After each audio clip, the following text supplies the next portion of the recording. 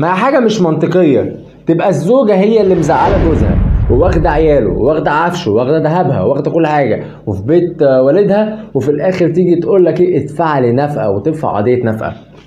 والأغرب تلاقي القاضي حكم لها بمبلغ كل شهر يدفعه الزوج للزوجة. تيجي انت تقول هو فين القانون والقانون مع الزوجة والكلام ده كله؟ لازم الاول تبقى فاهم هي النفقة بتدفع ليه.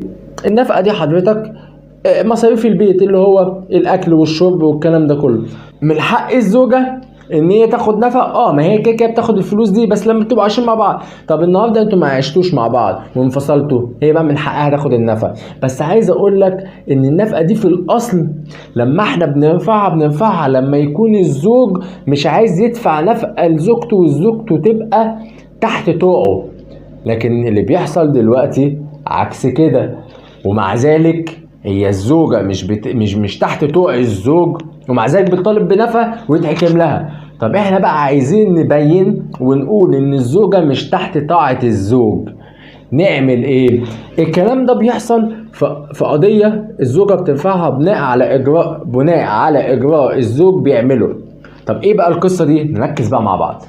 الاجراء ده هو انذار الطاعة. انذار الطاعة، الزوج بيقول للزوجة تعالي اسكني في البيت وانا مهيأ لك مسكن شرعي. وطبعا المسكن بيبقى ليه شروط، والطاعه دي في حد ذاتها ليها شروط، مالناش دعوه. بنتكلم في حاله ان الزوج موفر شروط الطاعه والدنيا تمام، ساعتها احنا بنعمل الانذار ده عشان نقول للزوجه تعالي اسكني في البيت وبطلي الدلع اللي انت فيه. ساعتها الزوجه تقول لا انا مش هرجع البيت لان انا عندي اسبابي، شروط الطاعه مش متوفره.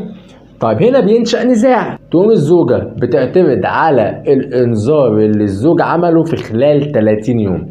مطلوب منها في خلال ال 30 يوم ان هي تثبت ان الزوج ده غير امين عليها نفسا ومالا، والمسكن غير شرعي، وقصة كده طويلة ومليانة تفاصيل.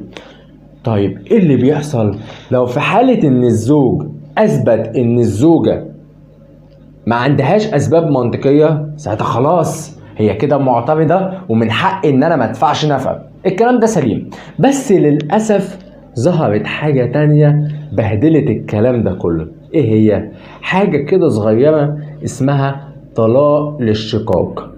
طلاق الاشتقاق ده الزوجة ما بتبقاش عارفة تثبت الضرر، فتيجي تقول للقاضي انا بحول الاعتراض على انذار الطاعة لحاجة اسمها طلاق الاشتقاق.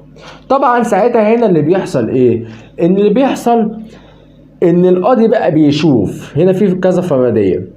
القاضي بيشوف هل المشاكل من عند الزوج بس والزوجة فعلا مظلومة، ساعتها القاضي بيحكم لها بالطلاق ويقول لها ليكي حقوقك كاملة تاخديها من الزوج. والحقوق دي احنا يمكن شرحناها قبل كده وهنبقى نشرحها بعد كده. وبيقول لها ايه؟ ليكي حقوقك خديها من الزوج اللي هي نفقة العدة والمتعة والمؤخر والكلام ده كله.